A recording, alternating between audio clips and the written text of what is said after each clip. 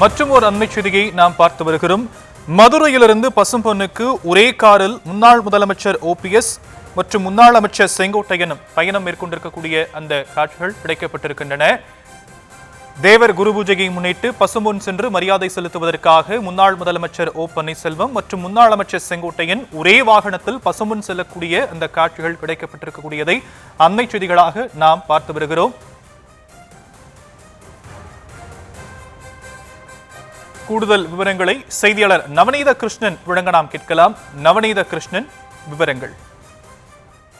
பசும்பொன் முத்துராமலிங்க தேவருடைய ஜெயந்தி விழாவில் கலந்து கொள்வதற்காக முன்னாள் முதல்வர் OPS அவர்கள் தற்போது பசும்பொன் நோக்கி சென்று கொண்டிருக்கக்கூடிய வேளையிலே அதிமுகவுடைய முன்னாள் அமைச்சர் செங்கோட்டையன் அவர்களும் அவரோடு இணைந்து ஒரே வாகனத்தில் செல்லக்கூடிய நிலை தற்போது பரபரப்பாக இருக்கிறது. குறிப்பாக பார்த்தோமேனால் நேற்று இரவே மதுரைக்கு வந்த முன்னாள் அமைச்சர் செங்கோட்டையன் மதுரை பாண்டிகோவில் பகுதியில் இருக்கக்கூடிய தனியார் உணவு விடுதியில் ஓய்வெடுத்த நிலையிலே மதுரை அழகர்கோவில் சாலையில் இருக்கக்கூடிய அரசு விருந்தினர் சுற்றுலா மாளிகைக்கு அருகே இருக்கக்கூடிய தனியார் உணவு விடுதியில் முன்னாள் முதல்வர் OPS அவர்கள் ஓய்வெடுத்தார். அதனைத் தொடர்ந்து பசும்பொன் நோக்கி முத்துராமலிங்க தேவர் அவர்களுடைய குரு பூஜை மற்றும் நினைவு தினத்திலே மாலை அணிவித்து மரியாதை செய்ய அவர் புறப்பட்ட போது முன்னாள் அதிமுகவுடைய அமைச்சர் செங்கோட்டையனும் முன்னாள் முதல்வர் OPS ஆக இருவரும் ஒரே வாகனத்தில் தற்போது பசும்பொன் நோக்கி மதுரையிலிருந்து பயணம் செய்து வருவது குறிப்பிடத்தக்கது. குறிப்பாக பரபரப்பாக கடந்த சில மாதங்களாகவே முன்னாள் அதிமுக அமைச்சர் செங்கோட்டையன் அவருடைய நிகழ்வுகளும் அவருடைய ஆதரவாளர்களுடைய செயல்பாடுகளும் பேசப்பட்டு வந்த நிலையிலே தற்போது அதிமுகவுடைய முன்னாள் முதல்வர் OPS ஓடு இணைந்து தன்னுடைய ஆதரவாளர்களோடு அவர் பசும்பொன் நோக்கி சென்று கொண்டிருப்பது பெரும்